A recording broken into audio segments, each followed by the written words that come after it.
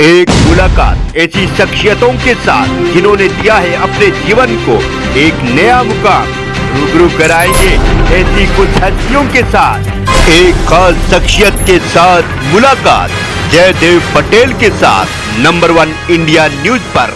नमस्कार व्यूअर्स, मैं जयदेव पटेल और आप देख रहे हैं नंबर 1 इंडिया न्यूज। आपका एक बार फिर स्वागत है एक खास शख्सियत के साथ मुलाकात प्रोग्राम में। आज हमारे साथ खास मेहमान है राजनीतिक विश्लेषक सुजाता पांडे। सुजाता जी, आपका बहुत स्वागत आज हमारे प्रोग्राम में। जी सुजाता जी, आपसे मेरा पहला सवाल है कि गोवा में ऑलरेडी बीजेपी की सरकार है, तो फिर ये 8 एमएलए कांग्रेस के बीजेपी क्यों लेकर गई या फिर वो बीजेपी में क्यों शामिल हुए? देखिए, जब गोवा की राजनीति की बात होती है तो वहाँ पे ये दल बदल पुरानी बात है, लेकिन इस बार मैं इसको 2 पार्ट में देखती हूँ। एक गोवा की राजनीति के हिसाब से और दूसरी जो केंद्र की राजनीति है 2024 के हिसाब से। तो अगर आप गोवा की राजनीति को देखते हैं तो वहाँ तो ये नेता वहाँ पे आया लोगों गया लोगों होता रहता है, लेकिन इस पहली बार ऐसा हुआ कि 2/3 जो नेता है वो निकल के चले गए थे कांग्रेस पार्टी से बीजेपी के पास। तो बीजेपी के पास तो पहले से ही बहुमत था, तो उन्हें आप सोचेंगे कि ऐसा क्यों हुआ। देखिए, राजनीति में कोई भी चीज तात्कालिक परिस्थितियों को देख के नहीं होती, बहुत कुछ भविष्य को सोच के भी किया जाता है। यहाँ पे जो लोग निकल के आए हैं कांग्रेस से वो कोई ऐसे ही चुपलिया नेता नहीं है।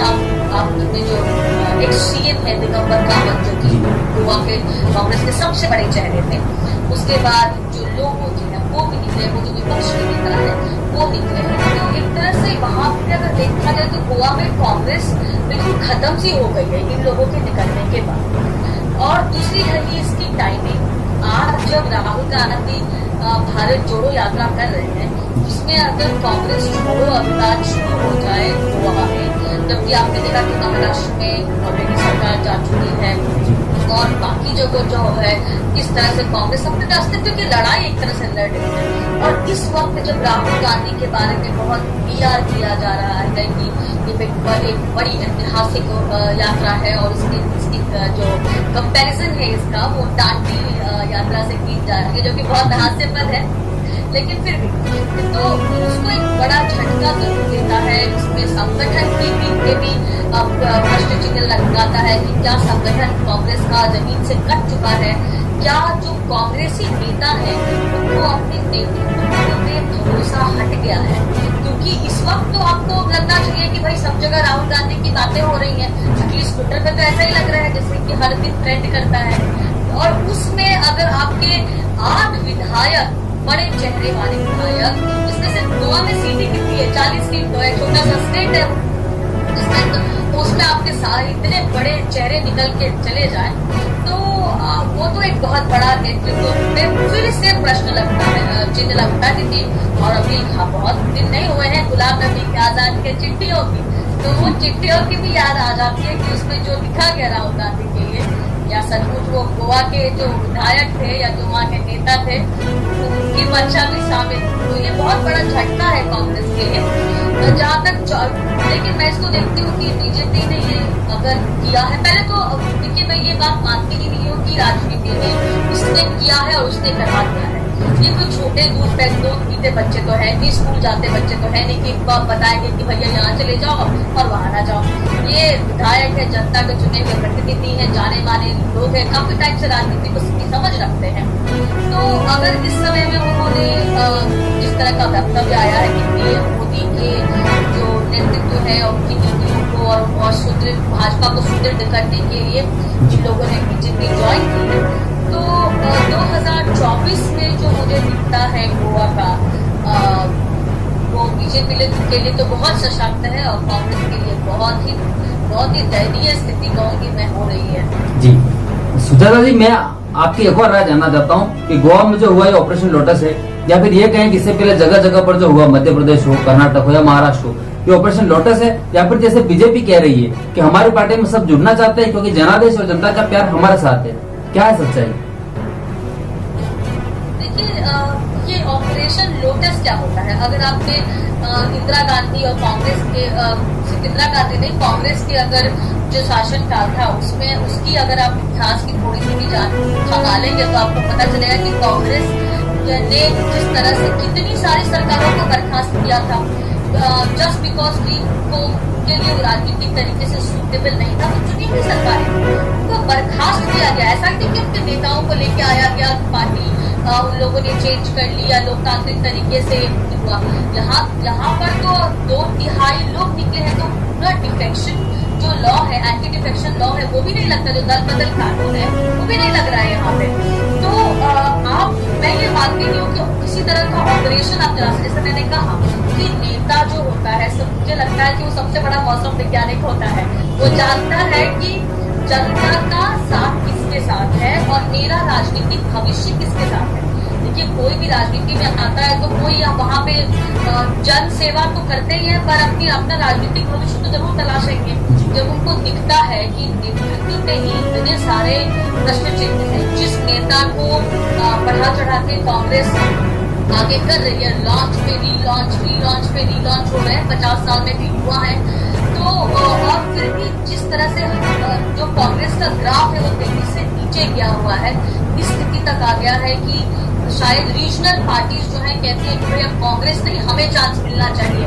आप ममता बनर्जी को ले लीजिए, अरविंद केजरीवाल है, नीचे केसीआर है, तो बहुत सारे कंटेंडर्स खड़े हो गए हैं। तो उसमें तो एक नेता जरूर सोचेगा कि मेरा राजनीतिक भविष्य कहीं खतरे में ना पड़ जाए। तो लोटस तो नहीं कहूंगी। और एक बात तो मानिए कि क्या आपका संगठन इतना सुजाता जी तोड़फोड़ में लगी रहती है बीजेपी पार्टी, और आम आदमी पार्टी ने आरोप लगाया है कि कांग्रेस की वजह से बीजेपी मजबूत होती जा रही है और इसी की वजह से किसी को कामयाबी नहीं मिल पा रही है। तो क्या इन सब के लिए कांग्रेस पार्टी जिम्मेदार है? देखिए, इन सब के लिए जनता जिम्मेदार है, क्योंकि आप अगर जनता के मुद्दों को सामने रखेंगे, अगर आप जनता की नब्ज को पहचानेंगे, अगर आप जानेंगे कि देश क्या चाहता है, और देश आज से 60 साल पहले वाला देश नहीं रह गया है। आज देश परिवारवाद से दूर भागना चाहता है, आज देश भ्रष्टाचार से दूर भागना चाहता है। आज का जो युवा है वो उसके जो मुद्दे हैं, अगर आप वो उठाएंगे तो आपको लोग वोट करेंगे। बहुत सिंपल है। लोकतंत्र में सिर्फ एक ही शक्ति होती है, एक ही करेंसी लोकतंत्र में चलती है, वो है वोट की करेंसी। तो अगर किसी पार्टी को वो करेंसी बार बार मिल रही है और हर बार हर राज्य में मिल रही है, एंटी इनकम्बेंसी को बीट करके मिल रही है, और इतने सारे इश्यूज के बीच में देखिए, आज हमारे देश में बेरोजगारी की समस्या है, इन्फ्लेशन है, महंगाई जिसको कहते हैं महंगाई है, बहुत सारी समस्याएं हैं, लेकिन आज की जनता आज भी बीजेपी को चुन रही है। ऐसा नहीं कि केजरीवाल गए तो थे गोवा में लड़ने के लिए, लेकिन गोवा की जनता ने उनको वोट नहीं किया ना। तो दिल्ली के अलावा उनको पंजाब में मिला, वो भी पंजाब में जो उनको वोट मिला वो कांग्रेस के खिलाफ गुस्से वाला वोट था, ना कि केजरीवाल के लिए वोट। उसमें दोनों में अंतर होता है। तो कांग्रेस पार्टी जिम्मेदार है ये मुझे नहीं पता, क्योंकि मुझे लगता है कि कोई भी पार्टी आज बीजेपी जनता के मुद्दों को लेके साथ में है तो लोग उसके साथ में है। कांग्रेस पार्टी जनता के मुद्दों से अलग हो गई है, उनको बस एक परिवार की राजनीति करनी है, तो उसको जनता नकार रही है। उसमें अब अरविंद केजरीवाल जो मॉडल उनका दिल्ली का जो भी मॉडल है वो लेके वो बाकी सारे राज्यों में भी तो गए थे, उत्तराखंड में भी गए थे, क्या हुआ उनका?